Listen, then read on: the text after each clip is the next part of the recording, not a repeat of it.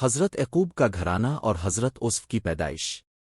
حضرت یوسف علیہ السلام کا تعلق ایک نہایت ہی معزز اور برگزیدہ خاندان سے تھا۔ آپ حضرت یعقوب علیہ السلام کے بیٹے اور حضرت اسحاق علیہ السلام کے پوتے تھے۔ حضرت یعقوب کو اللہ تعالیٰ نے 12 بیٹے عطا کیے تھے، جن میں حضرت یوسف سب سے زیادہ حسین اور پیارے تھے۔ آپ کی والدہ کا نام راحیل تھا، جو حضرت یعقوب کی سب سے محبوب بیوی تھیں۔ حضرت یوسف بچپن ہی سے نہایت ذہین، خوبصورت اور پاکیزہ طبیعت کے مالک تھے۔ حضرت یعقوب کو ان سے خاص محبت تھی، جو ان کے بھائیوں کو ناگوار گزرتی تھی۔ یہی محبت بعد میں حسد، نفرت اور سازشوں کا سبب بنی۔ کنویں میں گرتے وقت حضرت یوسف کو اللہ تعالیٰ کی رحمت پر کامل یقین تھا۔ کچھ ہی دیر میں ایک قافلہ وہاں سے گزرا، انہوں نے کنویں میں جھانکا اور حضرت یوسف کو نکال لیا۔ انہوں نے آپ کو مصر لے جا کر بازار میں غلام کی حیثیت سے فروخت کر دیا۔ مصر کے عزیز وزیر خزانہ نے حضرت یوسف کو خریدا اور اپنے گھر میں رکھا۔ اس کی بیوی، جس کا نام بعض روایات کے مطابق زلیخا تھا، نے حضرت یوسف کی خوبصورتی اور کردار سے متاثر ہو کر ان سے برائی کی خواہش کی۔ حضرت یوسف نے اللہ کی پناہ مانگی اور زنا سے بچنے کے لیے قید کو پسند کیا۔ اے میرے رب، قید مجھے پسند ہے اس کام سے جس کی طرف یہ مجھے بلا رہی ہے۔ حضرت یوسف کو کئی سال قید میں رکھا گیا۔ وہاں 2 قیدیوں نے اپنے خواب بیان کیے اور حضرت یوسف نے اللہ کے حکم سے ان کی درست تعبیر بیان کی۔ بعد میں انہی میں سے ایک شخص بادشاہ کا خادم بن گیا۔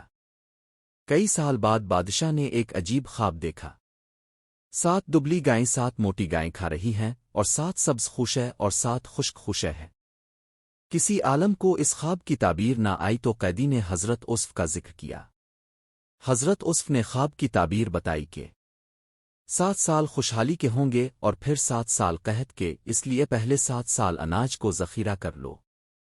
بادشاہ حضرت یوسف کی حکمت علم اور خدا ترسی سے اتنا متاثر ہوا کہ نہ صرف آپ کو قید سے آزاد کیا بلکہ وزیر خزانہ کے عہدے پر فائز کر دیا۔ قحط کے دنوں میں حضرت یعقوب کے بیٹے اناج لینے مصر آئے۔ حضرت یوسف نے اپنے بھائیوں کو پہچان لیا، لیکن وہ انہیں نہ پہچان سکے۔ ایک سلسلہ چلتا رہا حتیٰ کہ حضرت یوسف نے اپنے چھوٹے بھائی بنیامین کو روک لیا۔ پھر آخر کار تمام بھائی واپس آئے اور حضرت یوسف نے اپنا تعارف کروایا۔ میں یوسف ہوں اور یہ میرا بھائی ہے۔ اللہ نے ہم پر احسان کیا ہے۔ پھر حضرت یوسف نے والدین کو عزت و احترام کے ساتھ مصر بلایا اور ان کے لیے تخت پر جگہ دی۔ وہی خواب جو بچپن میں دیکھا تھا، اس کی تعبیر پوری ہوئی، اور اس نے اپنے والدین کو تخت پر بٹھایا اور سب نے سجدہ کیا۔ حضرت یوسف کی زندگی معجزات اور حکمتوں سے بھرپور ہے۔ ایک خوابوں کی تعبیر کا علم۔ اللہ تعالیٰ نے آپ کو علم تعبیر خواب عطا کیا، جو ایک نایاب علم تھا۔ 2 ایمانداری اور پاکدامنی۔ زلیخا کی پیشکش کے باوجود اپنے اللہ کی رضا کو مقدم رکھا۔ 3 حسن سلوک۔ بھائیوں کے ظلم کے باوجود اپنے انہیں معاف کر دیا۔ 4 تدبیر اور حکمت۔ قحط کے زمانے میں پوری قوم کو سنبھالنے کے لیے بہترین معاشی منصوبہ بنایا۔ 5 نبوت و قیادت۔ اب نہ صرف نبی تھے بلکہ مصر کے وزیر خزانہ بھی بنے، یعنی روحانی اور دنیاوی دونوں میدانوں میں کامیاب۔ حضرت یوسف کی زندگی میں صبر کی ایک لامتناہی داستان ہے۔ کنویں میں گرنا، بھائیوں کا ظلم، غلامی، قید خانہ، لیکن انہوں نے کسی موقع پر اللہ سے شکایت نہ کی بلکہ ہمیشہ صبر، دعا اور توکل پر یقین رکھا۔ ان کا دل بہت بڑا تھا۔ انہوں نے ان بھائیوں کو معاف کر دیا جنہوں نے ان کی زندگی برباد کرنے کی کوشش کی تھی۔ ان کے کردار نے ثابت کیا کہ اللہ کے نیک بندے ہر حالت میں عاجزی، شکر اور احسان کا مظاہرہ کرتے ہیں۔ حضرت یوسف نے مصر میں لمبی زندگی گزاری۔ اپنے دین توحید کی تبلیغ کی، لوگوں کو صراط مستقیم کی طرف بلایا۔ وفات سے پہلے دعا کی، اے میرے رب، مجھے اسلام پر فوت کر اور نیک لوگوں کے ساتھ ملا دے۔ آپ کی وفات مصر میں ہوئی اور وصیت کی کہ میری ہڈیاں اس وقت کنعان لے جائی جائیں جب بنی اسرائیل واپس آئیں۔ حضرت موسیٰ کے وقت اب کی یہ وصیت پوری کی گئی۔ حضرت یوسف کی ساری زندگی قرآن میں ایک مکمل قصے کے طور پر بیان ہوئی ہے، جو ہر دور کے انسان کے لیے سبق ہے۔ صبر کا صلہ عظیم ہوتا ہے۔ اللہ کے وعدے سچے ہوتے ہیں۔ معاف کرنے والا دل سب سے اعلیٰ ہے۔ علم، تقوی اور اخلاق انسان کو بلند مقام عطا کرتے ہیں۔ حضرت یوسف صرف ایک نبی ہی نہیں بلکہ وہ شخصیت ہیں جن کے کردار کو اللہ تعالیٰ نے قرآن میں احسن القصص یعنی سب سے بہترین قصہ کہا۔ ان کی زندگی کا ہر پہلو انسانیت کے لیے ایک مثال ہے۔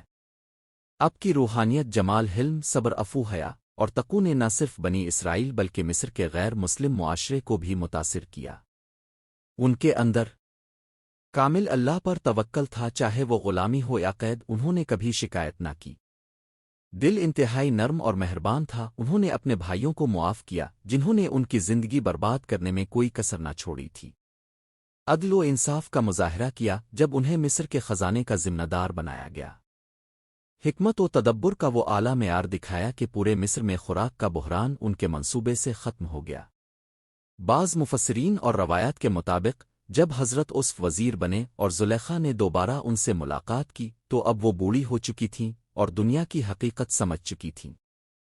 اس وقت زلیخا نے حضرت یوسف کے سامنے سچی توبہ کی، اپنی سابقہ حرکتوں پر ندامت ظاہر کی اور اللہ تعالیٰ سے معافی مانگی۔ حضرت یوسف نے اللہ کی رضا سے زلیخا کو معاف کیا اور بعض روایات کے مطابق ان سے نکاح بھی کیا۔ نکاح کے بعد اللہ تعالیٰ نے زلیخا کی جوانی واپس لوٹا دی اور انہوں نے حضرت یوسف کے ساتھ بقیہ زندگی تقوی و عبادت میں گزاری۔ یہ واقعہ ہمیں یہ سکھاتا ہے کہ سچی توبہ اللہ کے ہاں مقبول ہوتی ہے اور ایمان ہر گناہ کو دھو دیتا ہے۔